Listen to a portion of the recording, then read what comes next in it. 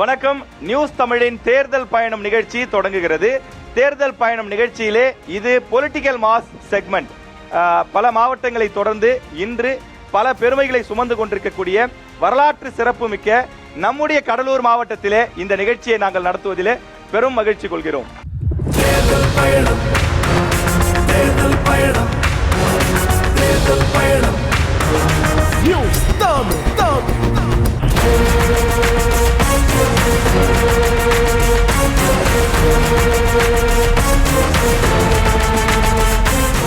நம்முடைய நிகழ்ச்சிக்கு வந்திருக்கக்கூடிய முன்னாள் சட்டமன்ற உறுப்பினர் மரியாதைக்குரிய அண்ணன் புகழேந்தி, திமுகவிலிருந்து அண்ணன் புகழேந்தி அவர்கள் வந்திருக்கின்றார்.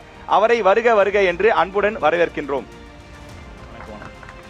அதே போல அதிமுகவிலிருந்து முன்னாள் அமைச்சர் மரியாதைக்குரிய அண்ணன் MC சம்பத் அவர்கள் வந்திருக்கின்றார். அவரையும் வருக வருக என்று வரவேற்கின்றோம்.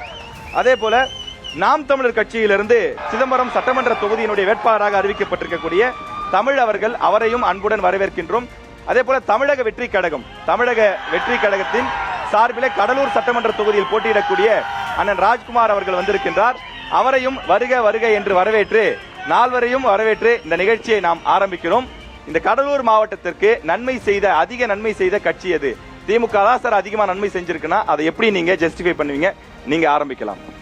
மெரினா பீச்சை சொல்வதற்கு அடுத்ததாக சில்வர் பீச். இந்த சில்வர் பீச்சுக்கு அந்த பெயர் வந்ததற்கு காரணம் இப்பொழுது இருக்கக்கூடிய இந்த மாற்றங்கள். திராவிட முன்னேற்ற கழக ஆட்சியிலே சில்வர் பீச் ஒரு சுற்றுப்பயண தலமாக ஆயிரக்கணக்கான பேர் வந்து போகின்ற இடமாகவும் மாற்றப்பட்டு கடலூர் நகருக்கு பெருமை தருகிறது. அருவாமூக்கு தடுப்பணை என்பது மிக முக்கியமான ஒன்று. அது மிகப்பெரிய அளவிற்கு பிரச்சனைகளை கொண்டிருக்கின்ற நிலையில் அதை சரி செய்து அதை கிளியராக இன்றைக்கு கட்டி முடித்திருப்பது திராவிட முன்னேற்ற கழக ஆட்சி. அதன் காரணமாக உங்களுக்கு நான் சொல்லிக்கொள்ள விரும்புகிறேன், 15,600 ஏக்கர் நிலம் வெள்ள பாதிப்பிலிருந்து மீட்கப்பட்டது. 24 கிராமங்களுக்கு நன்மை தரக்கூடிய நிலையில் இருப்பது. 3,500 கிலோமீட்டர் விளை நிலங்களில் உப்பு நீர் புகுவதும் தடுக்கப்பட்டது. ஆகவே இப்பொழுது நாம் பெருமையோடு சொல்லிக்கொள்ள விரும்புகிறோம். அடுத்ததாக நாம் தமிழர் கட்சி, நீங்கள் இந்த கடலூர் மாவட்டத்திற்கு செய்த நன்மைகள் என்ன? நீங்கள் பட்டியலிடலாம். இந்த மண்ணிற்கான தீய திட்டமாக இருக்கிற சைமா என்கின்ற ஒரு திட்டம், south Indian mill owner association என்கின்ற பெயரில் ஒரு திட்டம், ஜவுளி பூங்கா, ஜவுளி பார்க் என்கின்ற திட்டத்தை கொண்டு வந்து இந்த மண்ணின் மக்களை கெடுக்க நினைத்த இந்த திட்டங்களுக்கு எதிராக எங்களுடைய அண்ணன் செந்தமிழன் சீமான் அவர்களை கொண்டு வந்து பெரும் போராட்டமாக மாற்றி அந்த திட்டத்தை நிறுத்தி வைத்தது நாம் தமிழர் கட்சி. அதற்கு அடுத்ததாக வாடிய பயிரை கண்ட போதெல்லாம் வாடினேன் என்று பாடிய எங்கள் வள்ளலார் பெருமானுடைய பெருவெளியை அழித்தொழித்து வள்ளலார் ஆய்வு மையம் என்கின்ற கட்டடத்தை கட்ட துடித்த இந்த அரசுகளுக்கு எதிராக தமிழ் தேசிய கட்சிகளை ஒருங்கிணைத்து பெரிய போராட்டத்தை முன்னெடுத்து அந்த திட்டத்தை நிறுத்தி வைத்தது நாம் தமிழர் கட்சி. நெய்வேலி NLC இந்தியா லிமிடெட் என்கின்ற நமது நெய்வேலி நிலக்கரி நிறுவனம் சுரங்கம் 2, சுரங்கம் 3க்கான நில எடுப்பு, வீடுகளை எடுப்பின் போது எமது மண்ணிற்கான இழப்பீடுகளை தந்துவிடுங்கள், இந்த மண்ணை எடுக்கக்கூடாது, வீடுகளை இடிக்கக்கூடாது என்கின்ற பெரும் போராட்டங்களை செய்து இந்த மண்ணின் மக்களுக்கு துணை நின்றது நாம் தமிழர் கட்சி. அடுத்ததாக தமிழக வெற்றி கழகம். இந்த அரசியல் களத்திற்கு புதிதாக வந்திருக்கக்கூடியவர்கள் தமிழக வெற்றி கழகம். நீங்கள் இந்த கடலூர் மாவட்டத்திற்கு செய்த நன்மை என்ன? தமிழக வெற்றி கழகம் விஜய் அவர்கள் இந்த மாவட்டத்திற்கு செய்த நன்மைகளை நீங்கள் பட்டியலிடலாம்.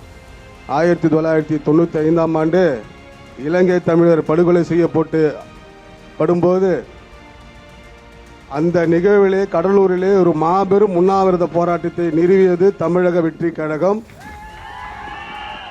அதிலே சீஃப் கெஸ்டாக கலந்து கொண்டவர் நமது அண்ணன் புகழேந்தி அவர்கள்.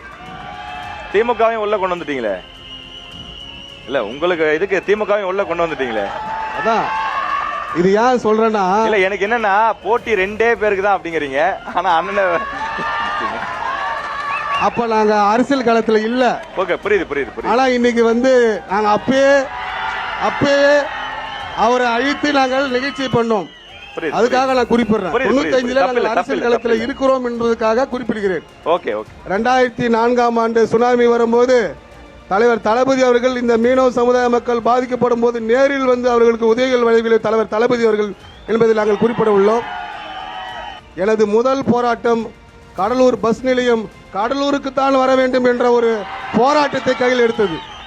அது மட்டுமல்லாமல் எஸ்ஐஆர் எதிர்ப்பாக போராட்டம், மகளிருக்கு பாதுகாப்புக்காக போராட்டம், மாநகராட்சி கண்டித்து போராட்டம், இப்படி பல்வேறு போராட்டங்களை நாங்கள் கையில் எடுத்து இன்று வரை களத்தில் இருக்கின்றோம் என்பதை இந்த நேரத்தில் தெரிவித்துக் கொள்கிறோம். நன்றி நன்றி நன்றி.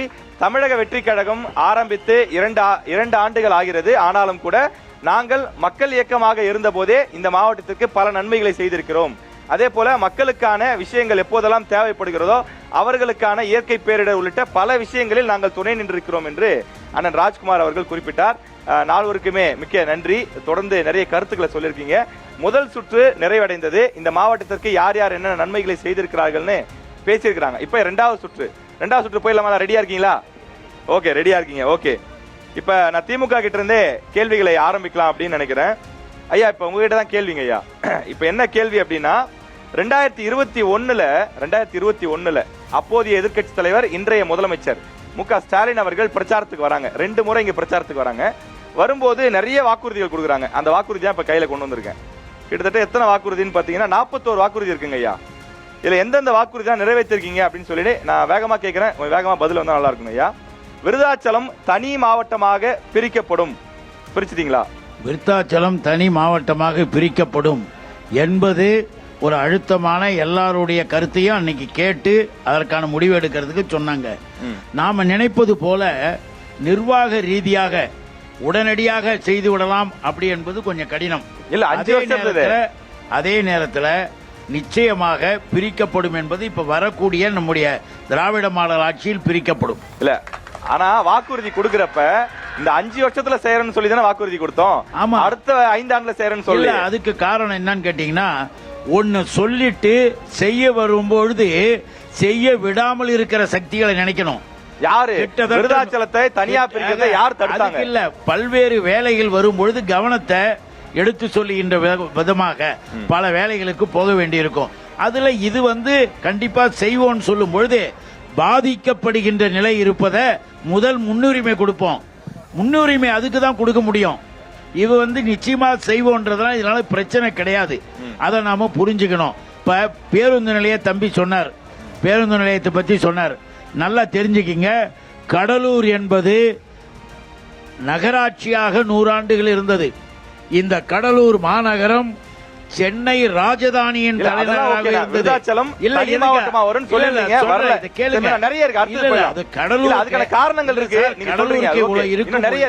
கடலூருக்கு இவ்வளவு இருக்கும் பொழுது கடலூரில் சிலவற்றை கொண்டு வருவதற்கான நிலைகளை வகுத்துக்கிட்டு இருக்கும் பொழுது முன்னுரிமை கொடுக்கறாங்க.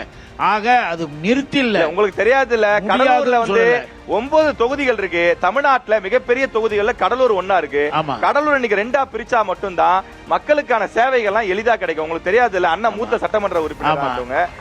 அப்ப அதை பிரிக்க வேண்டிய தேவை. இப்ப பக்கத்துல அண்ணா எம்சி சம்பத் அவர்கள் இருக்காங்க. அவருடைய ஆட்சியில 6 மாவட்டத்தை பிரிச்சு கொடுத்திருக்காங்க. ஆனா ஏன் கடலூரை பிரிக்கலன்ற ஒரு கேள்வியும் இருக்கு. அண்ணன் பதில் சொல்றாரு. கடலூரை பிரிக்க வேண்டும் என்பதுல கருத்து வேறுபாடு கிடையாது. ஏன் பண்ணல? பிரிப்பதற்கான சூழ்நிலைகள் இப்ப பல்வேறு நிலைகளின் காரணமாக தடுக்கப்பட்டது. என்ன காரணம் மக்களுக்கு சொல்லிட்டீங்கன்னா 2 விஷயம் இல்ல, என்ன காரணம்ன்றத நாமளே புரிஞ்சுக்கலாம். நிர்வாக ரீதியாக சிக்கல், நிர்வாக ரீதியாக அந்த கேள்வி அவ்வளவுதான். வரல, வேற 2-3 கேள்வி இருக்குங்க, வேகமா கேட்டுறேன். அது வந்திருக்கான்னு கொஞ்சம் சொல்லுங்க ஐயா. வரலாற்று சிறப்புமிக்க வீராணம் ஏரி படகு போக்குவரத்துடன் கூடிய சுற்றுலா தலமாக மாற்றப்படும். மாத்தியாச்சா? கடலூர் துறைமுகம் விரிவுபடுத்தப்படும். ஆமா, விரிவுபடுத்திட்டோமா? கடலூர் துறைமுகம் விரிவுபடுத்தப்படும் என்பதில் நடவடிக்கைகள் எடுக்கப்பட்டது. விரிவுபடுத்தப்படுவதற்கான நிலைப்பாடுகளை வகுக்கும் பொழுது எதிர்பாராத விதமாக இங்க இயற்கை பேரிடர்கள்லாம் நடந்தது. அது எல்லாருக்குமே தெரியும். இருந்தாலும் கூட எந்த வருஷத்துல கடலூர் துறைமுகம் மேலும் விரிவுபடுத்தப்படும் என்பதில் மாறு கருத்து கிடையாது. புவனகிரியில நறுமண தொழிற்சாலை சென்ட் ஃபேக்டரி கொண்டு வரும்னு சொல்லிருக்கீங்க. முதலமைச்சர் வாக்குறுதி கொடுத்திருக்காரு. ஆமா, வந்துருச்சுங்களா? ஆமா, புவனகிரியில நறுமண தொழிற்சாலை கொண்டு வரணும்னு சொல்லும் பொழுது புவனகிரியில இருக்கக்கூடிய நிலைப்பாடுகள்ல அந்த இடங்களை எடுத்து நேரடியாக பார்த்து எல்லாம் முடிவு செய்தாயிற்று. முடிவு செய்ததற்கு பிறகான நிலைகளில் இன்னைக்கு கொடுக்கப்பட்ட வாக்குறுதிகளில் 75-80% நிறைவேற்றிக்கிட்டு வரும்பொழுது அது அடுத்த கட்டத்தில் இருக்கு. சரி, விருதாச்சலத்தில் அரசு பாலிடெக்னிக் கல்லூரி தொடங்கப்படும். விருதாச்சலத்தில் பாலிடெக்னிக் கல்லூரி தொடங்கப்படும் என்பதுல எல்லா இடங்களிலுமே கல்வி நிலைகள், கல்வியில இப்ப கடலூருக்கு கூட தான் இப்ப அறிவிச்சிருக்காங்க mini Tidel park. Mini Tidel park Cuddalore வரணும். நானும் இருந்து பேசினேன். அது கேள்விக்கு இல்ல விருதாச்சலத்துல பாலிடெக்னிக் கல்லூரி வரும்னு சொன்னோம். இப்ப விருத்தாச்சலத்தில் இருக்கிற கல்லூரிகள், இப்ப தனியார் கல்லூரி இருக்கு, விருத்தாச்சலத்தை சுற்றி கல்லூரிகள் இருக்கு. அங்கு பாலிடெக்னிக் கல்லூரி கொண்டு வரப்படும் என்பதெல்லாம் எந்த விதமான மாற்றமும் கிடையாது, கொண்டு வரப்படும். சிதம்பரம் மங்களூரில் கால்நடை மருத்துவமனை துவங்கப்படும். ஆமா, கால்நடை மருத்துவமனை என்பது வெட்டினரி ஹாஸ்பிட்டல்ஸ் வந்து எல்லா இடத்திலையும் தொடங்கப்படும் சொல்லியிருக்கோம். வெட்டினரி ஹாஸ்பிட்டல்ஸ் ஏற்கனவே இருக்கிறதே அந்த வெட்டினரி டாக்டர்ஸினுடைய பற்றாக்குறைன்னு ஒன்று இருந்தது. வெட்டினரி டாக்டர்ஸ் வந்து முடிச்சுட்டு வரதுல கல்லூரிகளில் அது குறைவு இருந்தது. ஆகவே மருத்துவர்களின் குறையின் காரணமாக தள்ளி போடப்படும். ஓகேங்க, இதுக்கப்புறம் நான் கேள்வி வேகமா கேட்டுறேங்க ஐயா. கடலூர்ல அரசு பொறியியல் கல்லூரி துவங்கப்படும், இன்னும் வரலன்னு சொல்லி மக்கள் சொல்றாங்க. கடலூரில் கைத்தறி பூங்கா அமைக்கப்படும், இன்னும் வரலன்னு சொல்லி சொல்றாங்க. கடலூரில் காகித தொழிற்சாலை அமைத்து தரப்படும், அதுவும் இன்னும் வரலங்கிறாங்க. குறிஞ்சிப்பாடியில் முந்திரி தொழிற்சாலை அமைக்கப்படும். கடலூர் மாவட்டத்தில் அவர் பேசியது, கடலூர் மாவட்டத்தில் இவைகள் எல்லாம் கொண்டு வரப்படும். கொண்டு வரப்படுவதற்கான எண்ணங்கள் இந்த அரசுக்கு இருக்கு, கொண்டு வருவதற்கான சூழ்நிலைகள் இருக்கு. அதைத்தான் முதலமைச்சர் வந்து கடந்த தேர்தல் நேரத்திலே சொல்லியிருக்கிறார். இந்த கோரிக்கை எல்லாத்தையும் சொல்லிட்டு அந்த வீடியோ வேணா நான் போட்டு காட்டுறேன். நான் அப்ப சொன்ன விஷயங்கள் எல்லாமே அடுத்த 5 ஆண்டுல செஞ்சு கொடுத்துறேன். ஆமா, அடுத்த 5 ஆண்டு 2021 26 5 வருஷம் முடிஞ்சிருச்சு. அடுத்த 41 கோரிக்கை இருக்குங்க ஐயா. ஐயா ஒண்ணு இல்லைங்க ஐயா, 41 கோரிக்கை இருக்குங்க ஐயா.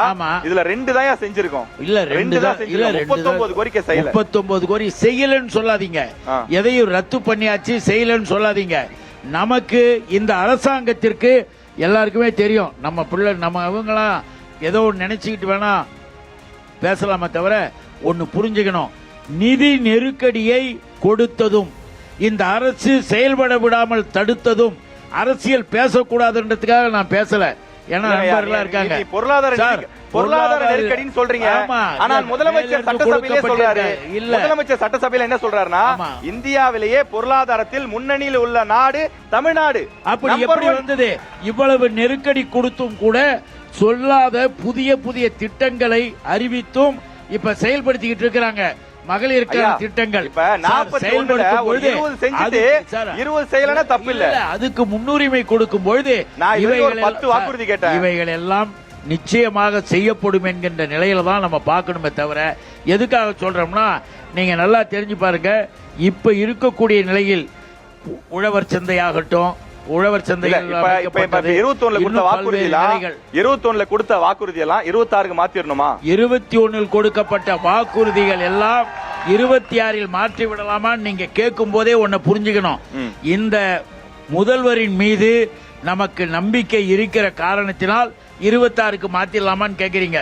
இதெல்லாம் நின்னு போச்சு அப்படின்னு நீங்களே சொல்லல, நானும் சொல்றேன். ஐயா வரலன்னு மக்கள் சொல்றாங்க. மக்கள் சொல்றாங்கன்னா ஏற்கனவே இருந்த சூழ்நிலைகள், ஏற்கனவே இருந்த நான் என்ன கேக்குறேன்னா, நீங்க பொருளாதார நெருக்கடி 2021 கொரோனா இருந்துச்சு, நிறைய பிரச்சனை, மத்திய அரசு நிதி தரல, இதெல்லாம் ஒத்துக்கிறேன், இல்ல நான் சொல்ல. ஆனா 41 கோரிக்கை கொடுத்து ஒரு 20 கோரிக்கை 20 கோரிக்கையாக நிறைவேற்றலாம். 20 கோரிக்கைகள் போது இதில் சொல்லாத கோரிக்கைகள் நிறைவேற்றப்பட்டிருக்கிறது. அரசு மகளிர் கலை அறிவியல் ஏற்படுத்தப்படும், இன்னும் வரலன்னு சொல்றாங்க. பன்ருட்டியில மரவள்ளி கிழங்கு தொழிற்சாலை அமைத்து தரப்படும், வரலன்னு சொல்றாங்க. கடலூர்ல அரசு மருத்துவமனையில புற்றுநோய் சிகிச்சைக்கான தனி பிரிவு, இன்னும் வரல. புற்றுநோய் சிகிச்சைக்கு இப்ப கட்டப்பட்டிருக்கிறதுல புற்றுநோய் சிகிச்சைக்கு தனி பிரிவை வச்சாச்சு. ஆமா, சரி, ஓகே. வச்சிருந்தா மக்கள் கண்டிப்பா பாராட்டுவாங்க ஐயா, அதுல ஒன்னும் சந்தேகம் இல்ல. கடலூர்ல 9 தொகுதி இருக்கக்கூடிய நிலையில ஏன் இந்த கேள்வி இவ்வளவு கேள்வி உங்ககிட்ட கேக்குறேன்னா, கடலூர்ல 9 தொகுதி இருக்கு. அதுல 2 தொகுதியில மட்டும்தான் அதிமுகவை ஜெயிக்க வச்சிருக்காங்க, அதிமுக கூட்டணியை. மீதி 7 தொகுதியை நம்ம கூட்டணி தான் மக்கள் ஓட்டு போட்டு ஜெயிக்க வச்சிருக்காங்க. அப்ப மத்த எல்லா மாவட்டத்தை விடவும் கடலூர் மாவட்டத்துக்கு திமுக அதிகமா கடமைப்பட்டிருக்கு, அதிகமா செய்ய வேண்டிய தேவை செய்து கொண்டு இருக்கு. தொடர்ந்து அடுத்ததாக அதிமுகவிடம் சில கேள்விகள் இருக்கு. 2 தகவல் சொல்லிட்டு ஒரு 4-5 தகவல் மாவட்ட லெவல்ல, சட்டமன்ற லெவல்ல, சரி, ஓகே, நீங்க ஒரு நிமிஷத்தை ஷார்ட்டா சொல்லிடுங்க சார். வேகமா. கல்குணம் ஓனாங்குப்பம் பகுதியில் மிகப்பெரிய வெள்ள பாதிப்பு. அண்ணன் கூட சொன்னாரு, அருவாமுக்கோட அதுல ஒரு திருத்தம் இருக்கு.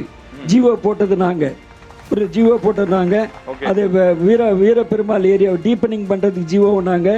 அருவாமுக்கோடையில் சிப்காட்ல ஒரு 16 ஏக்கர் இடத்த கொடுத்து அப்போ இண்டஸ்ட்ரீஸ் மினிஸ்டராக இருந்தேன்.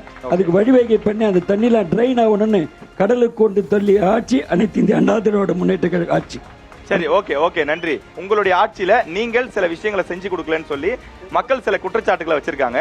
அந்த கேள்விகளை உங்ககிட்ட கேட்கணும்னு நினைக்கிறேன். இப்ப ரீசெண்டா அண்ணன் பேசின அந்த விஷயத்தை பத்தி என்ன எடுத்துக்கலாம்னு நினைக்கிறேன். இப்ப இங்க இருக்கக்கூடிய பேருந்து நிலையம், கடலூர்ல இருக்கக்கூடிய பேருந்து நிலையம் எம் புதூர் அப்படிங்கிற இடத்துக்கு இங்கிருந்து கிட்டத்தட்ட ஒரு 9 கிலோமீட்டர் தள்ளி கொண்டு போயிருக்கதா சொல்றாங்க.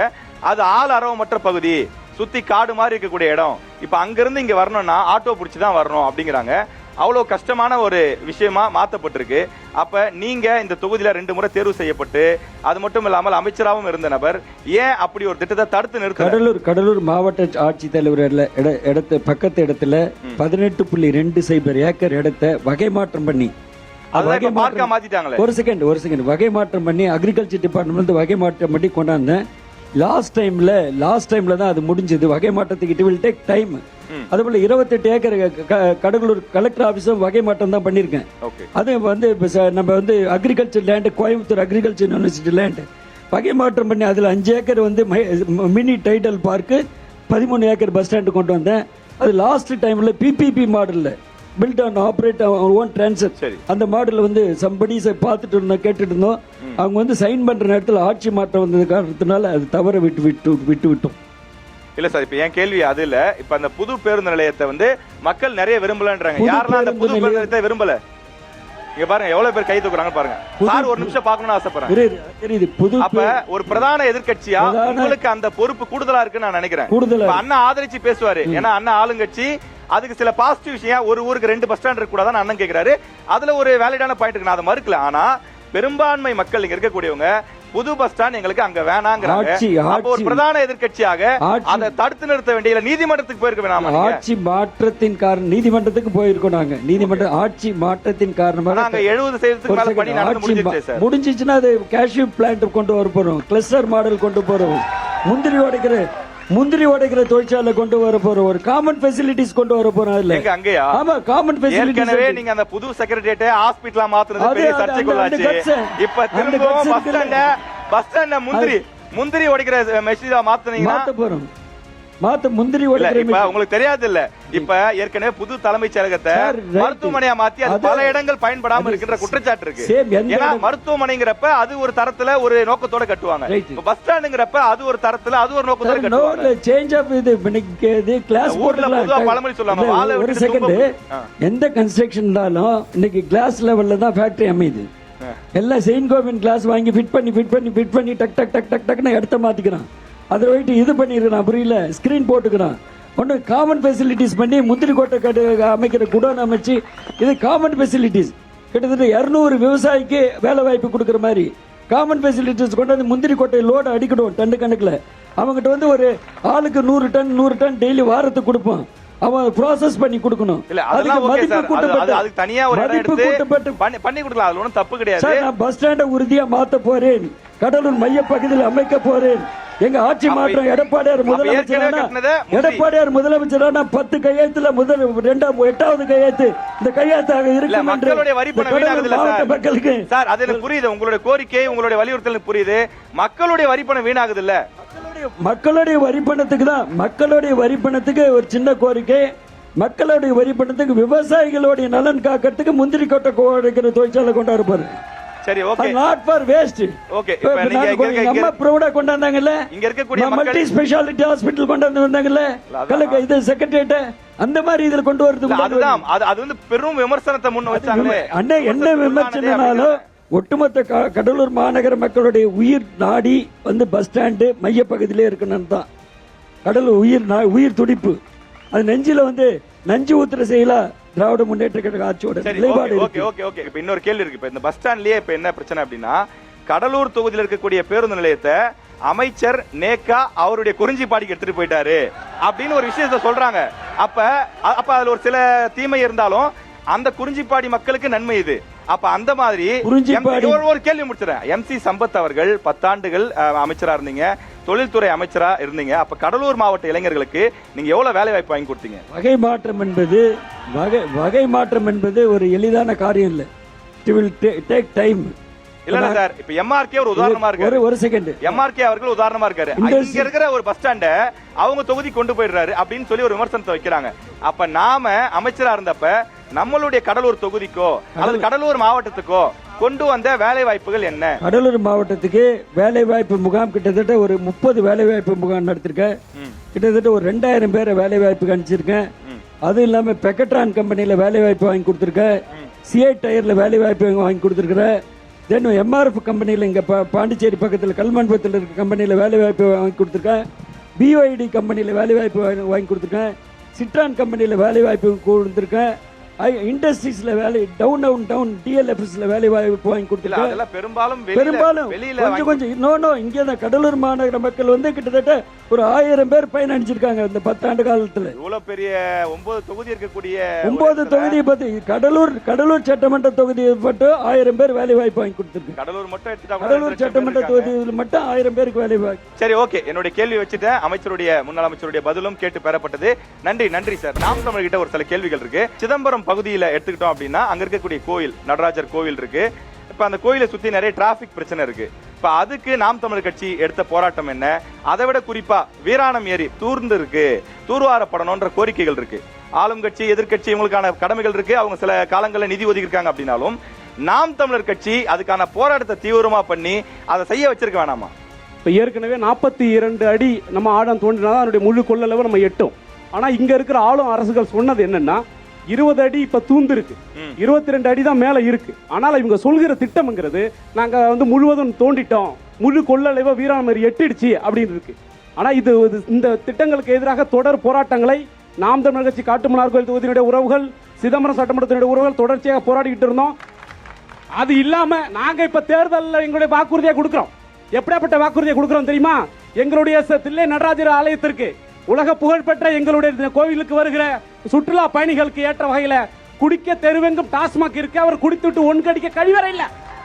அப்ப நாங்கள் அங்க இருக்கிற வாகன நிறுத்துவதற்கு வெளி மாநிலங்களிலிருந்து வெளி மாவட்டங்களிலிருந்து வருகிற சுற்றுலா பயணிகள் வரைக்கும் வருகிற வாகன நிறுத்துவதற்கு உரிய அடுக்காக வாகன நிறுத்தங்கள் அமைக்கப்படும் என்கின்ற உறுதியை கொடுத்து இந்த தேர்தலை நிக்கிறோம். இல்ல, நீங்க சில வாக்குறுதிகள் சொல்றீங்க. ஆனா உங்களுடைய வாக்கு இந்த மேனிஃபெஸ்டோ ஃபுல்லா படிச்சு பார்த்தேன். ஆனா அதுல வந்து கடலூர் மாவட்டத்துக்கு பர்టిక్యులரா எதுவும் கொடுத்த மாதிரி தெரியலீங்களே. இல்ல, ஏற்கனவே கொடுத்திருக்கோம். நீங்க ஏற்கனவே மாநிலம் சார்ந்து நாங்க இந்த திராவிட கட்சிகள் போன்ற ஆண்டுக்கு ஒரு முறை வாக்குறுதிகள் கொடுப்பதோ அவங்க வாக்குறுதிகளை செயல்படுத்தாமல் இருப்பதோ இல்ல. ஆண்டுக்கு ஒரு முறை எங்க கொடுக்கறாங்க? அப்படி இல்ல, 5 ஆண்டுகளுக்கு ஒரு முறை, தேர்தலுக்கு ஒரு முறை நிறைய செய்யறாங்க. நீங்களே இப்ப சொன்னீங்க 5 ஆண்டுகளுக்கு ஒரு முறை கொடுத்த தேர்தல் வாக்குறுதி 42ல ஒன்று கூட நிறைவேற்றல நீங்க சொன்னீங்க. நாங்கள் எங்களுடைய அப்படி இல்ல, நீங்க சொன்ன தொகுதியில கூட சொல்றேன். புவனகிரி பகுதிகளில் நீங்கள் சொன்னது நீங்கள் வந்து சென்ட் ஃபேக்டரி அமைக்கிறேன்னு சொன்னீங்களே, ஏன் அமைக்கல? நான் காரணத்தை நான் சொல்லவா? கடல் நீர் சாக்காங்குடி என்கின்ற ஊர் வரைக்கும் கடலில் இருந்து 23 கிலோமீட்டர் வரைக்கும் கடல் நீர் உட்புகுந்துச்சு. விவசாயமே இல்ல. நீங்க சென்ட்டுக்கு தேவையான மல்லிகை பூவே உற்பத்தியா இல்ல. நீங்க எப்படி செய்வீங்க? நீங்க எப்படி சென்ட் ஃபேக்டரி அமைப்பீங்க? சென்ட் ஃபேக்டரி அமைக்கிறதுக்கான நோக்கம் இங்க இருக்கிற கதவணை என்கின்ற ஒரு கதவணை அமைக்க வேண்டும். எங்க? பரங்கிப்பேட்டை பகுதியில் பரங்கிப்பேட்டை பொன்னந்திட்டு இடையில கதவணை வேண்டும். கடல் நீர் உட்புகாம தடுக்கணும். இந்த வேலையை செய்யறதுக்கு தயாரா? இது இல்ல. உவர் நீர் வந்துருச்சு 23 கிலோமீட்டருக்கு. சாக்காங்குடி வரைக்கும் ஊர் இருந்தால விவசாயம் இல்ல. விவசாயம் இல்லனால மல்லிகை உற்பத்தி இல்ல. மல்லிகை உற்பத்தினால சென்ட் ஃபேக்டரி இல்ல. நன்றி. தமிழக வெற்றி கழகத்திலும் சில கேள்விகள் இருக்கு. இப்ப விஜய் அவர்கள் கட்சி ஆரம்பிச்சு 2 வருஷம் ஆகுது. கடலூருக்கென்று இங்க நிறைய பிரச்சனைகள் இருக்கு. இங்க ஷிப்காட் பிரச்சனை இருக்கு. தமிழ்நாட்டிலேயே அதிகமா கேன்சர் பேஷண்ட் இருக்கக்கூடிய மாவட்டங்கள்ல ஒண்ணா இங்க இது இருக்கு. அது மட்டும் இல்லாமல் NLC பிரச்சனை மிகப்பெரிய பிரச்சனை, தமிழ்நாட்டில் ஒரு மிகப்பெரிய பிரச்சனை இருக்கு. இந்த விஷயங்களுக்கெல்லாம் விஜய் அவர்கள் குரல் கொடுத்திருக்காரா? கண்டிப்பா இல்ல, அவரால் நேர்ல வர முடியலன்றதை ஏத்துக்கிறேன். நிறைய காரணங்கள் இருக்குன்னு சொல்றீங்க, அதை கூட ஏத்துக்கலாம், பிரச்சனை இல்ல. ஒரு அறிக்கையாவது கொடுத்துருக்கலாமே. இங்க பாத்தீங்கன்னா அவ்வளவு நிலங்களை கையெடுக்கிறாங்க. நிலங்களை கையெடுத்துக்க இங்க இருக்கிற எல்லா கட்சியும் போராட்டம் பண்ணிருக்காங்க, அல்லது அவங்களுடைய கருத்துக்களை தெரிவிச்சிருக்காங்க. விஜய் அவர்களுடைய கருத்து என்னன்னே தெரியலையே. NLC நிலம் எடுப்ப ஆதரவா எதிர்ப்பா? அது சொல்லணும்ல. NLC நிலம் எடுக்கிறவர்கள் நாங்கள் எப்பயுமே வந்து ஆதரவு. இதான் காரணம் சொன்னீங்கன்னா, நிலம் கொடுத்தவங்களுக்கு வேலை வாய்ப்பு வழங்க வேண்டும், முழுமையான வேலை வாய்ப்பு வழங்க வேண்டும். அங்கே இருக்கிறவர்களுக்கு வேலைவாய்ப்பு வழங்காமல் வெளி மாநிலங்களுக்கு இருக்கிறவர்களுக்கு வேலைவாய்ப்பு முழுமையாக வழங்கக்கூடாது. அது எங்களுடைய தமிழக வெற்றிக்கு வருகின்றோடைய கண்டனத்தை தெரிவித்துக் கொள்கின்றோம். இப்போ என் கேள்வி ரொம்ப சிம்பிள், முடிச்சிடறேன் பாருங்க. உங்களுடைய பொதுச் செயலாளர் புஷி ஆனந்த் அவர்கள் இங்க கொஞ்ச நாளுக்கு முன்னாடி நடந்த பொதுக்கூட்டம் இருக்குல்ல, அதுல குறிப்பிட்டாரு தளபதி விஜய் அவர்களுக்கு தமிழ்நாட்டில் ரொம்ப பிடிச்ச மாவட்டம் கடலூர் மாவட்டம் அப்படின்னு சொல்லி பேசினாரு. நெய்வேலியில தான் மாஸ்டர் படத்தப்ப விஜய் அவர்கள் ஒரு செல்ஃபி எடுத்து போட்டாரு. அந்த செல்ஃபி வந்து உலக ஃபேமஸ். அப்ப அவருக்கு வந்து ஒரு அரசியல் ஆசைய அல்லது அவரை வந்து ஒரு பெரிய லெவல்ல ஒரு அரசியல் ரீதியா கொண்டு போய் சேர்த்தது அந்த புகைப்படம். நம்ம கடலூர் மாவட்டம் நெய்வேலி. இப்ப நான் கடலூர் மாவட்டத்தோட மண்ணின் மைந்தன் வச்சுக்கோங்களேன், இந்த ஊர்க்காரன் நான். இப்ப நான் விஜய் அவர்களுக்கு ஓட்டு போகணும்னு நினைக்கிறேன். இந்த 3 கட்சியை வேணாம் நான் முடிவு பண்ணிட்டேன். இப்ப எனக்கு ஒரு கேள்வி இருக்கலாம், என் வீட்டு பக்கத்துல NLC நிலம் எடுக்கிறாங்க, இந்த NLC விரிவாக்கம் கூடாது, ஏற்கனவே நான் பல பாதிப்புகளை அனுபவிச்சுட்டு இருக்கிறேன் அப்படின்னு நினைக்கிறேன். அப்ப என் தலைவனுடைய கருத்து என்ன அப்படின்னு தெரிஞ்சுக்கணும்னு ஆசைப்படுவோம்ல. கண்டிப்பாக தலைவர் தளபதி அவர்கள் இந்த தேர்தல் அறிக்கையிலே நெய்வேலி NLC விஷயமா இருந்தாலும் சரி, சிப்காட்டு பிரச்சனையாக இருந்தாலும் இந்த கடலூர் பஸ் நிலையம் இரவில் கடலூருக்கு வருகை தருள்ளார். வருகை தரும்போது கடலூர் மாவட்டத்தின் சார்பாக முழு கோரிக்கையும் வைக்கப்படும் என்பதை இந்த நேரத்தில் நான் தெரிவித்துக் கொள்கிறேன். சரி, நன்றி நன்றி நன்றி நன்றிண்ணே. இப்ப நம்முடைய ஷாம் அவர்களை அன்புடன் உள்ளே அழைக்கிறோம். உங்க மாவட்டம் சார்பாக நீண்ட நாளாக தீர்க்கப்படாமல் இருக்கக்கூடிய பிரச்சனைகள், அடிப்படை பிரச்சனைகள் தொடர்பா உங்க சார்பாக கேள்வி எழுப்புவதற்காக இங்க பொதுமக்கள் சமூக ஆர்வலர்கள் வந்திருக்கிறாங்க. அவங்க என்னென்ன கேள்விகளை வைக்கலாம் அப்படின்னு கேட்கலாம். எங்களுடைய கோரிக்கை வந்து நீண்ட நாள் கோரிக்கை என்னன்னா, எங்களுக்கு வந்து பலாப்பழம் சேமிச்சு வைக்கிற குடோனு பெருசாக வேணும் எங்களுக்கு. இந்த முந்திரி இருக்கு பாருங்க, இந்த முந்திரி அந்த கரும்பு நெல்லுக்கு அரசாங்கம் என்ன விலை நிர்ணயிக்குதோ அதே விலையா முந்திரிக்கு நிர்ணயிக்கணும். பலாப்பழத்தை வந்து மதிப்பு கூட்ட போட்ட பொருளா மாத்தி ஒரு கோல்டு ஸ்டோரேஜ் பண்ணி இல்ல கேள்வி முடிச்சிட்டேன்னா நீங்க அப்படி பதில் சொல்லலாம். பாம்பே வரலும் போகுது, பாம்பே நார்த் இந்தியா இல்ல அது போதுமானதா இல்லன்றா, நம்மளே பாக்குறோம் ரோட்ல கொட்டி விக்கிறாங்க, ரொம்ப கஷ்டப்படுறாங்க. ஒரு செகண்ட் சொல்றேன் கேளுங்க. பலாப்பழத்தை அரசே கொள்முதல் பண்ணி ஒரு குடோன் பண்ணி கோல்டு ஸ்டோரேஜ் வச்சு அது பாதுகாக்கப்பட்டு மதிப்பு கூட்டப்பட்ட பொருளா மாத்தி வேல்யூ ஆடட் பண்ணி பேக்கேஜ் பண்ணி எக்ஸ்போர்ட் பண்றதுக்கான முயற்சியை அனைத்து இந்திய அண்ணா திராவிட முன்னேற்ற கழக ஆட்சி வந்தா செய்து தருவோம். முந்திரியை பொறுத்தவரையிலும் எக்ஸ்போர்ட் ஐட்டம் இம்போர்ட் பண்றாங்க, அதுக்கு மதிப்பு மேல போயிட்டே இருக்கும், கிராஜுவலா அப் டவுன் ஆகிட்டே இருக்கும் முந்திரி. இல்லை இங்க டோட்டல் முந்திரி இங்க விளைவிக்கல, இல்லை 1/3 தான் விளைவிக்கிறோம் நாங்க, 1/3 தான் விளைவிக்கிறோம். அதனாலதான் அந்த கேள்வி 70% முடிச்சிருக்கேன். இப்ப பலாவை பொறுத்த வரைக்கும் பாத்தீங்கன்னா தமிழ்நாட்டுல பல இடங்கள்ல பலா விளைஞ்சாலும் கூட பன்ருட்டி பலாவுக்குன்னு தனி சுவை இருக்கு. பன்ருட்டி பலாவுக்கு நிகர் தமிழ்நாட்டிலே பன்ருட்டி பலா மட்டும்தான்.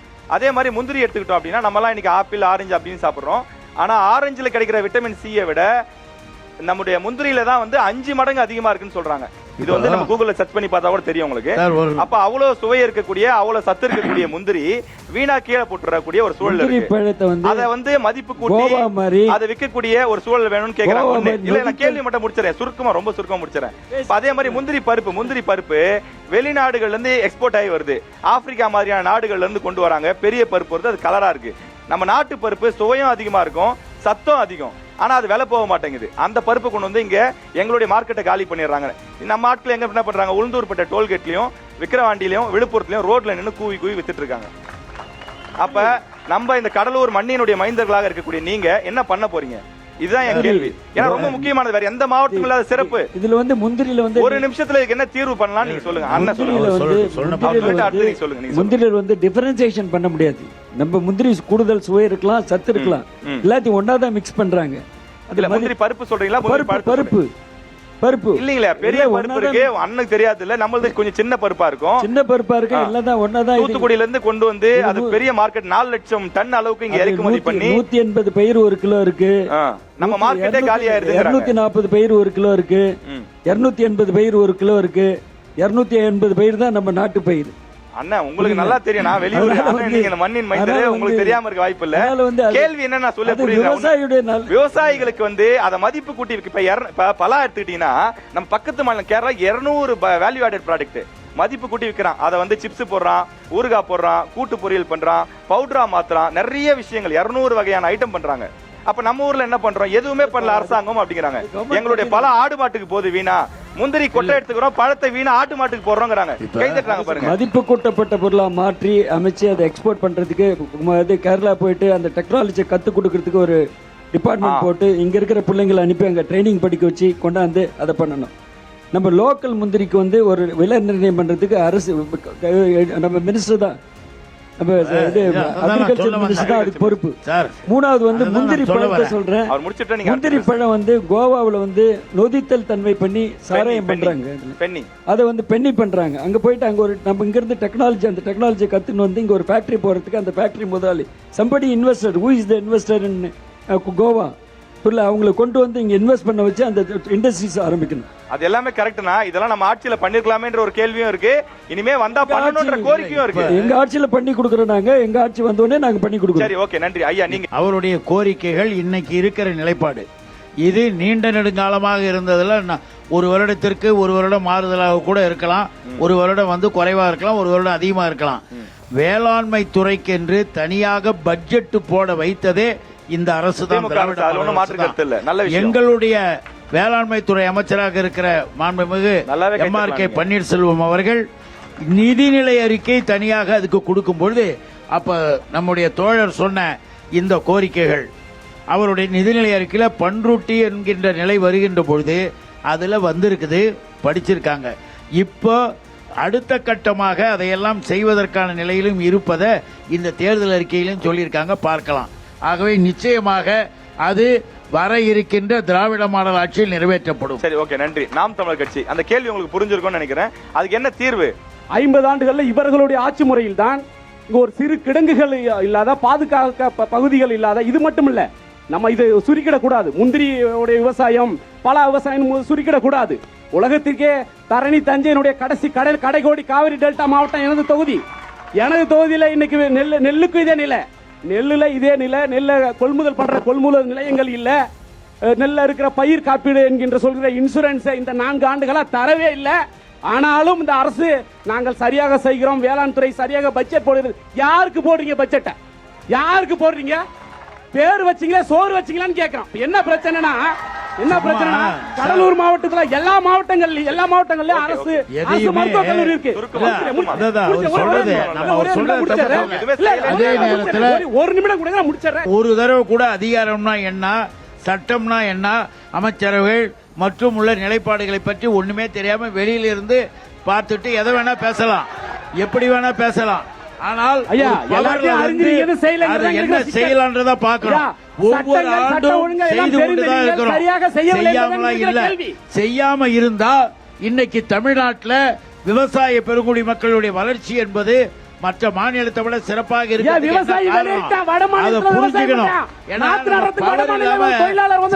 அதிகாரம் இல்லாமல் எப்படி வேணா கையில இருந்து வீசலாம், கையில பொருள் இருக்கும் போது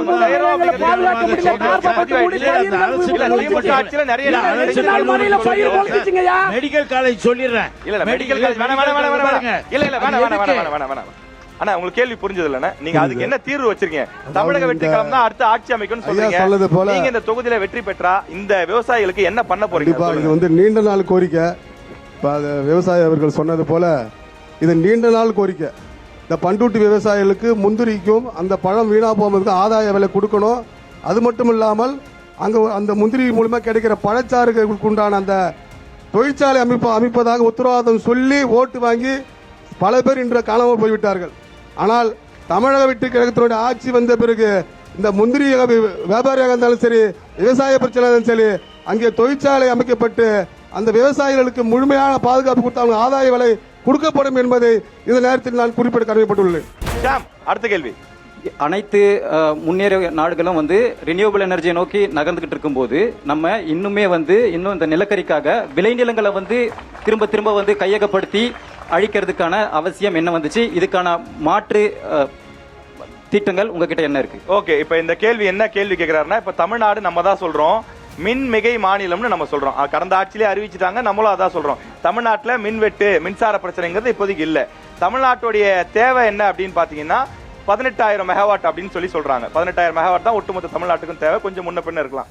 ஆனா தமிழ்நாடு அரசு உற்பத்தி செய்யக்கூடிய மின் எவ்வளவு அப்படின்னு பாத்தீங்கன்னா 36,000 மெகாவாட் அப்படி இருக்கு. ஆனா இங்க இருக்கக்கூடிய NLCல வந்து பாத்தீங்கன்னா வெறும் 2,000 மெகாவாட் அவ்வளவுதான் வருதுன்னு சொல்றாங்க. அதுல அவங்க தமிழ்நாட்டுக்கு கொடுத்து வெறும் 400 மெகாவாட் தான். 4ல் 1 பங்கு இல்ல 3ல் 1 பங்கு தான் தமிழ்நாட்டுக்கு கொடுக்குறான். மீதி பாண்டிச்சேரிக்கும் அல்லது கர்நாடகா, ஆந்திரா போன்ற மாநிலம் கொடுக்குறான். நஷ்டத்தை அனுபவிக்கிறது பூரா தமிழ்நாட்டுக்காரன், அதுவும் நம்ம கடலூர்காரன். இங்க நிலத்தை கொடுத்தது பூரா நம்ம கடலூர்காரன். அவனுக்கு உரிய இழப்பீடு வரல, அவனுக்கு உரிய அந்த மாற்று இடங்கள் கொடுக்கப்படல. வேலை வாய்ப்பாக கொடுத்துருக்காங்கன்னு பார்த்தா அந்த வேலை வாய்ப்பும் கொடுக்கல. அப்ப நஷ்டம் பூரா நமக்கு, மின்சாரம் பூரா வேற யாருக்கோ போகுது. அப்படிப்பட்ட என்எல்சி இங்க தேவையா அப்படிங்கிறது தான் கேள்வி. தோழர் கேட்ட அந்த கேள்விகளுக்கு ஏற்ப தமிழ்நாட்டில் இருக்கக்கூடிய உணர்வு படைத்த எல்லாருமே போராடி இருக்கிறோம். ஒவ்வொரு முறையும் யூனியன் கவர்மெண்ட் கிட்ட கேட்டுக்கிட்டு தான் இருக்கிறோம். இது செய்யக்கூடாது, ஏன் இப்படி பண்றீங்க, எங்க ஊர்லாம் பாதிக்கப்படுது, தமிழ்நாட்டுக்கு தேவைன்னு மேல உட்கார்ந்து கொண்டு அதற்கான நிலைப்பாடு இல்லாம இருக்காங்க. ஸ்ட்ரைக் பண்ணி கைது பண்ணதெல்லாம் நிறைய பேருக்கு தெரியும். ஆக போர்க்களத்தில் இருக்கக்கூடிய நிலைதான் அது. அது யூனியன் கவர்மெண்டினுடைய அதிகாரத்தில் இருக்கு. நாம் நிச்சயமாக அந்த கோரிக்கையில் இருக்கிற நியாயபூர்வமான உண்மைகளுக்கு நிச்சயமா நம்ம குரல் கொடுப்போம். இந்த அரசின் மூலமாக நடவடிக்கை எடுக்கப்படும். அடுத்த யூனிட் இப்ப பாத்தீங்கன்னா சேத்தியாத்தோப்பு, இந்த அடுத்த எக்ஸ்பென்ஷனுக்கு 3 இடங்கள் சொல்றாங்க. வீராணம், சேத்தியாத்தோப்பு, பாளையங்கோட்டை. இந்த இடத்தெல்லாம் பாத்தீங்கன்னா கிட்டத்தட்ட 91,000 ஏக்கர் எடுக்க போறதா சொல்றாங்க.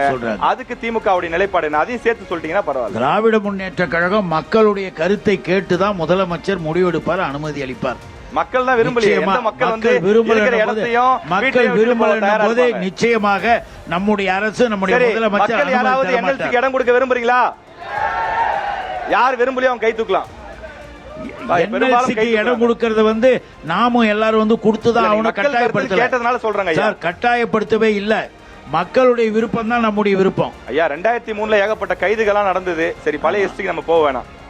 அண்ணா உங்ககிட்ட கேள்வி உங்களுக்கு புரிஞ்சிருக்கும். என்எல்சி விவகாரத்துல என்எல்சி பொதுத்துறை நிறுவனம், ப்ராஃபிட்ல போற நிறுவனம், மெயினிங் பண்ண வேக்கண்ட் இடம் நிறைய கிடைக்குது.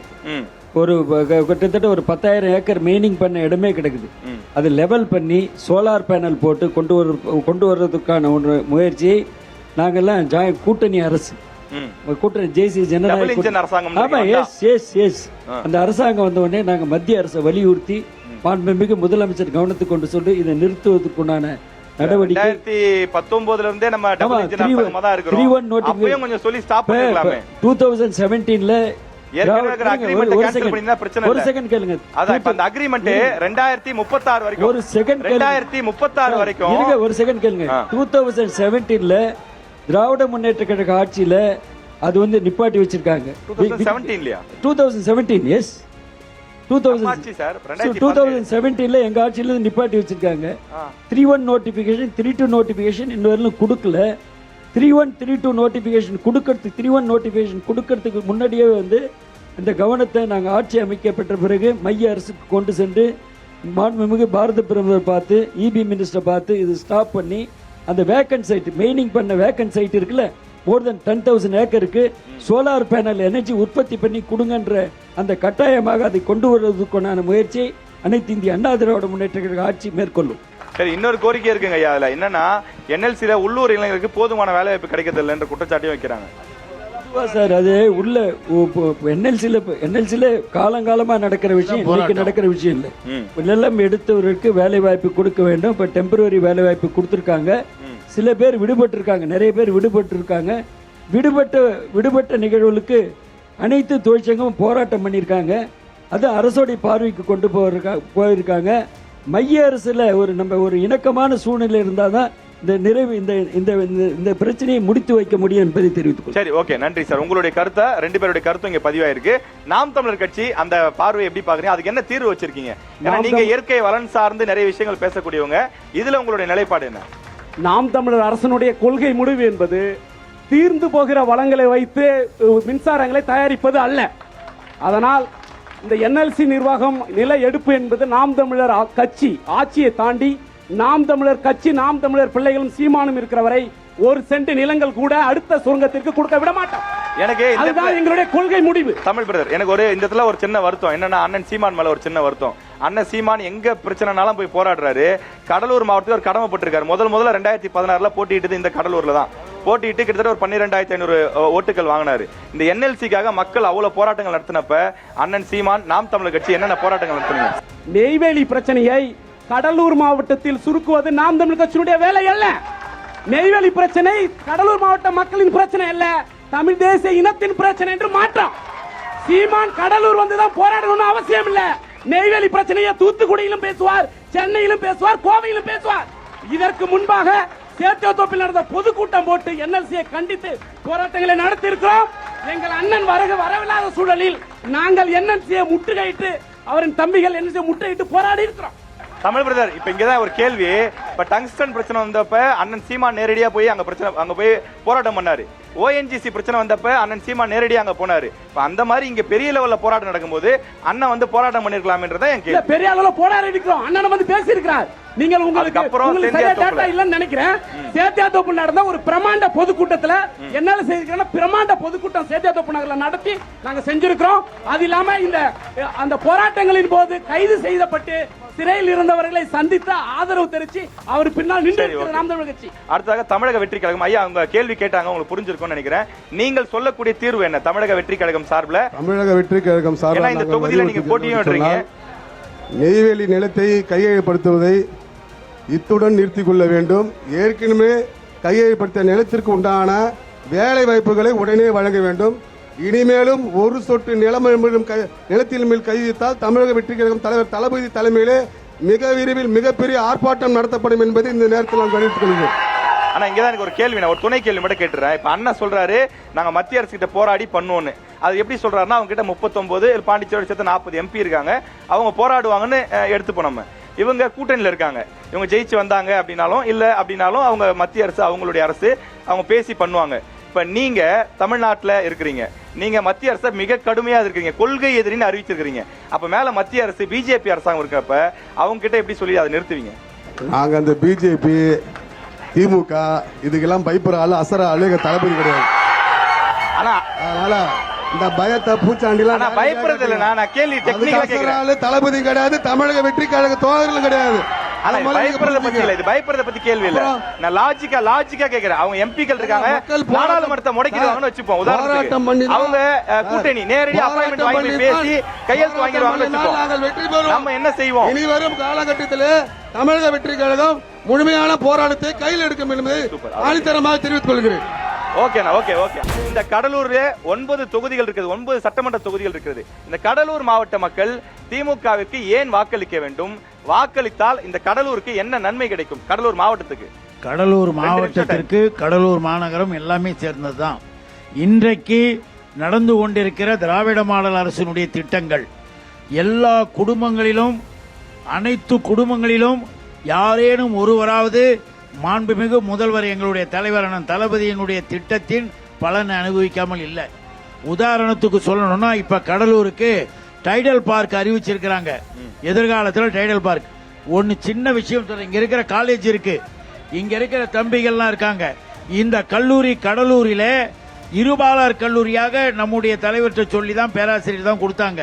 இன்னைக்கு நம்ம குடும்பத்து பிள்ளைகள் பெண் பிள்ளைகள் படிக்கிறது அரசு கல்லூரினா இங்க தான் இருபாலர் கல்லூரி. அதை போல கடலூர் முழுவதும் மாவட்டம் முழுவதும் கல்வி நிலைகளில் முதல் நிலை பெறுவதற்கான நடவடிக்கை எடுக்கப்படுகிறது. அதை முதல்ல கவனிச்சுக்கணும். அடுத்து அடிப்படையாக இருப்பது மருத்துவம். இந்த மருத்துவமனைகளினுடைய வளர்ச்சி, பிரைமரி ஹெல்த் சென்டர் எல்லா இடத்துலையும் இருக்கு. யார் வேணா கத்தலாம், இப்படி வேணா பண்ணலாம். ஆனா தோழர்களும் தம்பிகளுக்கும் எல்லாருக்கும் பிரைமரி ஹெல்த் சென்டர் போறாங்க வராங்க, அங்கு நடவடிக்கைகள் எடுக்கப்படுகிறது. இதை போல ஒவ்வொரு அடிப்படையிலும் பேருந்துகள் இயக்கம், சாலை, குடிநீர் பிரச்சனை இவைகள் இல்லாமல் முழுவதும் செய்துகிட்டு இருக்கோம். எதிர்காலத்தில் இந்த கடலூர் மாவட்டம் மிகப்பெரிய வளர்ச்சியை, மிகப்பெரிய முதன்மை. ஏன்னா இப்பவே எல்லா வகையிலையும் கடலூர் மாவட்டம் சிறப்பாக தான் இருக்கு. இன்னும் பெருமைப்படுகின்ற மீனவர்கள் பகுதியில் இருக்கு சார். சுருக்கு வேலை பிரச்சனை ஒன்றும் இல்லை. சுருக்கு வேலை பிரச்சனை இப்போ தேவனாம்பட்டினம் இருக்குன்னா இந்த கடலோரத்தில் நம்முடைய அமைச்சர் MRK பன்னீர்செல்வம் அவர்கள் பேசிதான் சார் சுருக்கு வலை இன்னைக்கு எல்லா மீனவர்களும் பயன்படுத்துறாங்க. நடுவில் பயன்படுத்த முடியாம கஷ்டப்பட்டாங்க. இன்னைக்கு பயன்படுத்தி, இன்னைக்கு இன்னொன்னு தெரியுமா, இந்த கடலூரும் இந்த பகுதியில் இருக்கிற மீனவர்களும் பிடிக்கிற மீன்கள் இங்கிருந்து கேரளாவிற்கு ஏற்றுமதி செய்யப்படுகிறது. கேரளாவுக்கு ஏற்றுமதி செய்ய இங்க தேவனாம்பட்டினத்தில் இருந்து. எதுக்கு சொல்றோம்னா, இது நம்முடைய மாவட்டம் முழுவதும் வேலை வாய்ப்பிலேயும் இளைஞர்களுக்கான கல்வியிலையும் திறன் வளர்த்தல், மாணவ மாணவிகள் குழந்தைகளின் கல்வி எல்லாவற்றையும் செய்வது திராவிட மாடல் அரசு. ஆகவே அனைவரையும் கேட்டுக்கொள்ள விரும்புவது, திராவிட மாடல் அரசு தொடர உங்களுடைய ஆதரவை தர வேண்டும், வாக்கினை தர வேண்டும் என்று கேட்டுக்கொள்கிறோம். நன்றி. அடுத்ததாக அதிமுக சார், கடலூர் மாவட்ட மக்கள் அதிமுகவுக்கு ஏன் வாக்களிக்கணும்? வாக்களித்தால் என்ன நன்மை கிடைக்கும்? நான் சட்டமன்ற உறுப்பினர் தேர்ந்தெடுக்கப்பட்டால் கடலூர் சட்டமன்ற தொகுதியை உயர்த்துவேன் பல்வேறு வகையில். இப்ப கிரீனரி இருக்கு, இங்க நட்டுக்கிற ஈச்ச மரத்துல முக்காவாசி ஈச்ச மரம் எங்க ஈச்ச மரம்.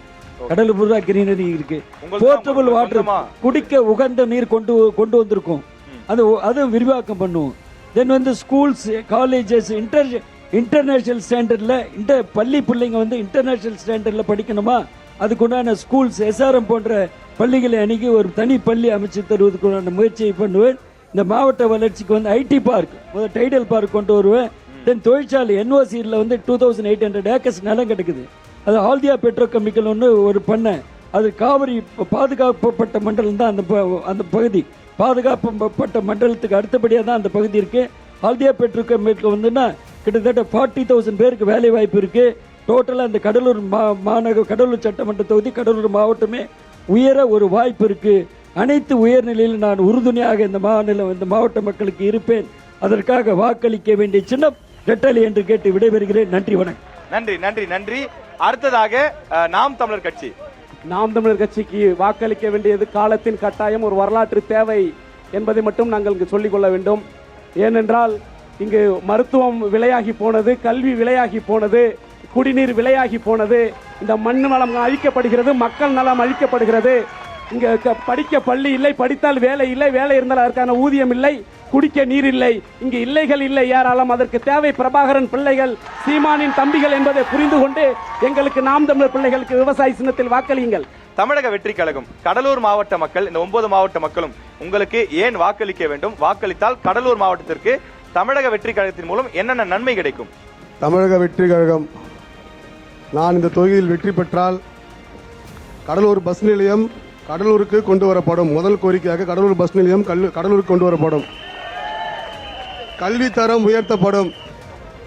வேலைவாய்ப்புகள் பெருக்கப்படும். பெண்களுக்கு பாதுகாப்பு முதலில் வழங்கப்படும். போதை கஞ்சா இல்லா மாவட்டமாக மாற்றப்படும். மீனவர்களின் பிரச்சனைகள் முழுமையாக தீர்க்கப்படும். இந்த மாவட்டத்தினுடைய பிரதான பிரச்சனையாக இருக்கக்கூடிய NLC பிரச்சனை முழுமையான தீர்வு காணப்படும். இதே போல பல்வேறு கோரிக்கைகள், பல்வேறு நிகழ்ச்சிகளில் நாங்கள் கலந்து கொண்ட போது மக்கள் எங்களிடம் சொல்லுகின்ற வார்த்தை, ஒரு மாற்றத்தை தமிழகத்திலே கொடுங்கள், உங்களுக்காக வாக்களிக்க நாங்கள் காத்துக் கொண்டிருக்கின்றோம். ஆகையினாலே தமிழக வெற்றி கழகத்திற்கு எனக்கு குறிப்பாக தளபதியின் வெற்றி பெற்ற சின்னம் விசில் சின்னத்திலே வாக்களிக்க வேண்டும் என்று கேட்டுக்கொண்டு நன்றி கூடி விடைபெறுகிறேன். நன்றி, வணக்கம். நன்றி நன்றி நன்றி. ஓகே. நியூஸ் தமிழுடைய தேர்தல் பயணம் நிகழ்ச்சியிலே பொலிட்டிக்கல் மாஸ் நிகழ்ச்சி நம்முடைய கடலூர் மாவட்டத்திலே மிக சிறப்பாக நடைபெற்று முடிந்திருக்கின்றது. இந்த நிகழ்ச்சிக்கு நேரில் வந்து கலந்து கொண்ட 4 கட்சிகளை சார்ந்த விருந்தினர்களுக்கும், நிர்வாகிகள், தொண்டர்கள், பொதுமக்கள், அதே போல கடலூர் மாவட்டத்தை சேர்ந்த காவல்துறை அதிகாரிகளுக்கும் மிகப்பெரிய நன்றியை தெரிவித்துக் கொண்டு இங்கிருந்து மகிழ்ச்சியோடு விடைபெறுகிறோம். நன்றி, வணக்கம். We'll be right back.